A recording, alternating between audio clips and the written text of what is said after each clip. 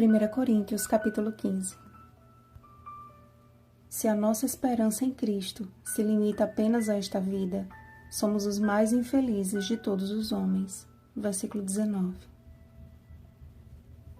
Embora crescem na ressurreição de Cristo, algumas dúvidas acerca da mesma começaram a surgir no meio dos cristãos coríntios.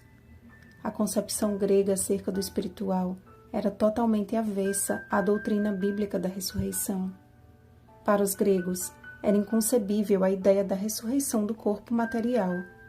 Porém, os próprios discípulos foram testemunhas oculares de que a ressurreição de Jesus se deu de forma corpórea, ao tocarem em suas feridas e ao lhe darem algo para comer.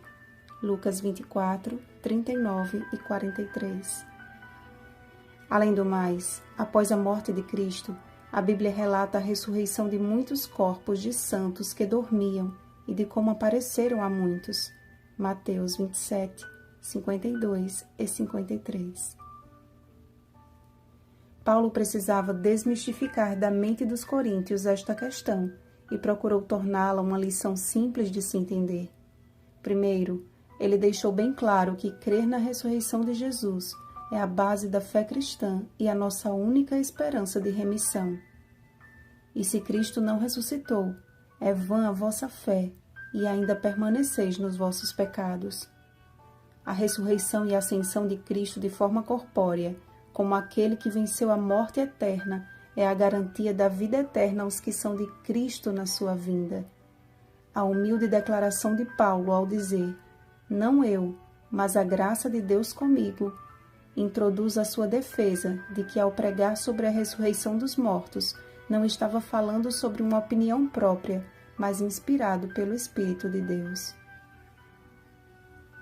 Precisamos ser cautelosos quanto a teorias humanas que acabam minando a nossa fé e lançando por terra as verdades eternas das Escrituras.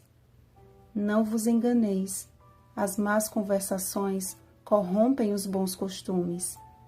Assim como aquela teoria estava abalando a igreja de Corinto, muitos falsos ensinamentos têm contaminado a igreja de Deus e prejudicado seu avanço.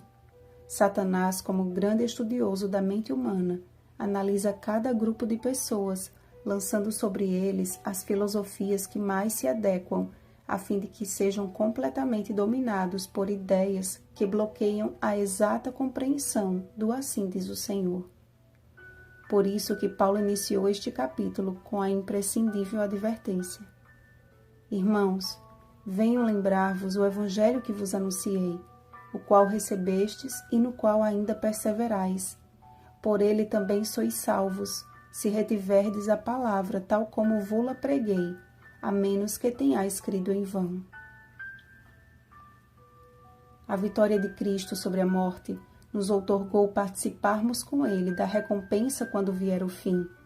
Ele destruirá o último inimigo que é a morte, e finalmente estaremos para sempre com o Senhor. Mas se Cristo não ressuscitou, comamos e bebamos, que amanhã morreremos. Percebem a seriedade do contexto? Todo aquele que crer no Salvador ressurreto, que pagou alto preço para nos resgatar deste mundo mau, almeja o dia em que será transformado num abrir e fechar de olhos ao ressoar da última trombeta. Porque é necessário que este corpo corruptível se revista da incorruptibilidade e que o corpo mortal se revista da imortalidade. O batismo por causa dos mortos a que Paulo se refere não faria o menor sentido se o contexto fosse interpretado ao pé da letra, porque em lugar algum na Bíblia fala sobre batismo por procuração. A salvação é individual e intransferível. Porém, a coerência quando a ideia é de que aqueles que aceitam o Evangelho e se batizam tomam o lugar daqueles que já morreram, mas que dormiram na mesma esperança.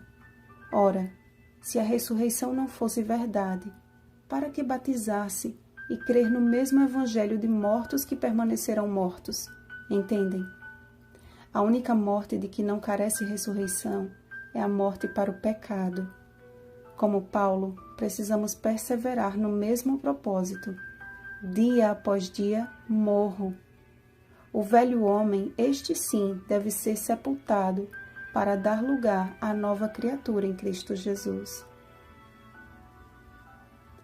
Deus tem chamado um povo sóbrio e justo, que foge do pecado e que pensa mais no semelhante do que em si mesmo, porque alguns ainda não têm conhecimento de Deus, e isto digo para vergonha vossa. Portanto, meus amados irmãos, sede firmes e inabaláveis, e sempre abundantes na obra do Senhor, sabendo que no Senhor o vosso trabalho não é vão. Bom dia, herdeiros da vida eterna. Rosana Garcia Barros.